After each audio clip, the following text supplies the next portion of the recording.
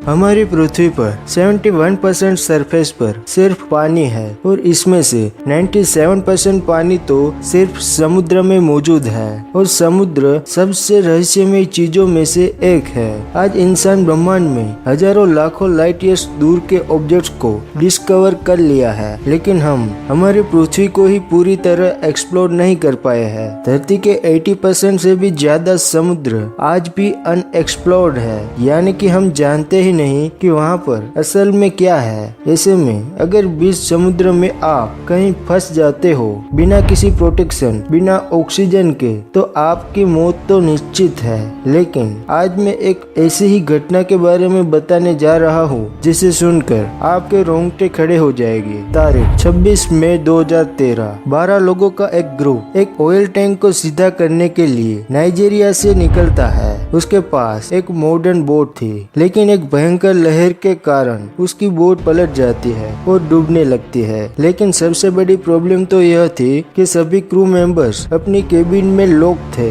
क्योंकि जिस एरिया में वो थे वहाँ पर पायरेट्स यानी समुद्री लुटेरों का खतरा था और सेफ्टी के लिए वे अपने आप को केबिन में लॉक किए थे। लेकिन उन्होंने यह सोचा भी नहीं था कि उसका जहाज डूब भी सकता है। लेकिन अब सोचने समझने का समय तो निकल चुका था। जब ऐसी सिचुएशन आती है तो हमें संभलने का मौका भी नहीं मिलता। वहीं उन 12 लोगों के साथ भी हुआ था। लेकिन उस समय उस बोट का कुक, जिसका नाम था हैरिसन ओकेन, वो बाथरूम जाने के लिए केबिन से बाहर आया हुआ था। जब बोट डूब रही थी तो हैरिसन बाथरूम से बाहर निकलने में कामयाब हो गया और एक दूसरे बाथरूम की वॉल से लटकने में कामयाब रहा। उसके सभी साथी बुरी तरह से फंसे हुए थे, लेकिन हैरिसन चाहकर भी कुछ नहीं कर सकता था। देखते ही देखते बोट पूरी तरह से डूब गई। चारों तरफ सिर्फ अंधेरा और ठंडा पानी। हैरिसन अभी भी उस जहाज में ही था, लेकिन उसने हिम्मत बनाए रखी और किसी तरह उस बाथरूम से बाहर निकल गया। समुद्र की गहराई में बिना ऑक्सीजन बोतल के सांस भी नहीं ले सकते। सरफेस से लगभग 30 मीटर नीचे हैरिसन उस समय था, लेकिन उसने अपनी कोशिश जारी रखी और फाइनली वो एक ऐसी जगह ढूंढने में कामयाब रहे जहाँ पानी नहीं था, और यह जगह थी बोट की इंजीनियर ऑफिस। यहाँ पर बोट के डूबते वक्त एक एयर पॉकेट बन गया था, पर प्रॉब्लम यहाँ पर खत्म नहीं हुई थी, क्योंकि उसके पास ना तो खाना था ना पीने का पानी और ऑक्सीजन भी खत्म हो रहा था। इस सब से अलावा वहाँ का टेम्परेचर बहुत ही लो था, जिससे उसको हाइपोथर्मल कंडीशन हो सकती थी और वो मर सकता था। और वहाँ से सांसें रोककर बाहर निकलने का रास्ता ढूंढकर 30 मीटर ऊपर सरफेस तक पहुँचने की कोशिश करता तो उसका मरना तय था। ओकेन एक ऐसी जगह पर था जहाँ पर बड़े बड़े समुद्री जीव राज करते थे। अब ओकेन ने शांत होकर अपना दिमाग लगाना शुरू कर दिया। सबसे पहले वहाँ आसपास तैर रहे कुछ कोक के कैन को इकट्ठा कर लिया, जिससे वो कम से कम प्यासे तो ना ही मरे। अब उसके सामने प्रॉब्लम थी तेजी से खत्म होने वाले ऑक्सीजन की। उस छोटी सी एयर पॉकेट में इतनी ऑक्सीजन थी कि वो 60 घंटों तक ही सरवाइव कर सकता था, लेकिन उस पॉकेट में उसके द्वारा जो कार्बन डाइऑक्साइड छोड़ा जा रहा था वो भी तो इकट्ठा हो रहा था, जिससे ऑक्सीजन बहुत ही तेज खत्म हो रहा था।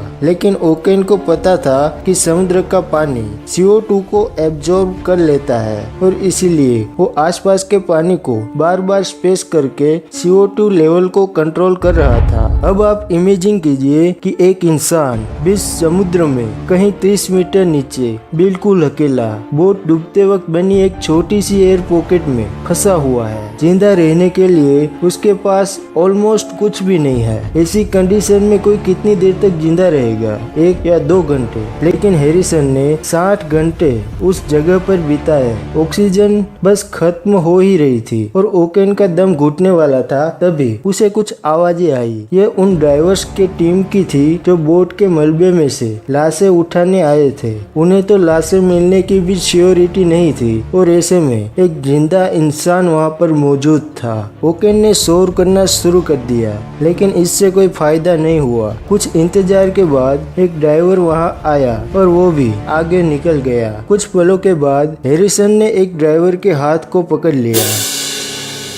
अब होकेन के बचने के चांसेस तो बढ़ गए थे, लेकिन प्रॉब्लम यह थी कि अगर उसे डायरेक्ट पानी से बाहर ले जाया जाए तो हाई प्रेशर की वजह से उसकी जान जा सकती है। इसीलिए ड्राइवर ने उन्हें ड्राइविंग मास्क पहनाया और एक ड्राइविंग बेल्ट में बांधकर पानी से बाहर निकाला और 2 दिनों तक हॉस्पिटल में स्पेशल कंडीशन में रहने के बाद होकेन जिंदा बच गया। जाने अनजाने में उसने ज्यादा समय तक अंडर वाटर रहने का वर्ल्ड रिकॉर्ड भी अपने नाम कर लिया। इस दिल दहला देने वाले इंसिडेंट के बाद हैरिसन कभी समुद्र के आसपास भी नहीं गया। उसके दिमाग पर इसका गहरा प्रभाव पड़ा था और आज भी उसे इसके डरावने सपने आते हैं। हैरिसन होकेन के जज्बे के लिए एक लाइक तो बनता है। आप अगर उसकी जगह पर होते तो आप क्या करते, कमेंट में जरूर बताना और चैनल पर पहली बार आए हो तो सब्सक्राइब जरूर कर लेना। मैं मिलता हूँ आप लोगों से नेक्स्ट वीडियो में। Thanks for watching.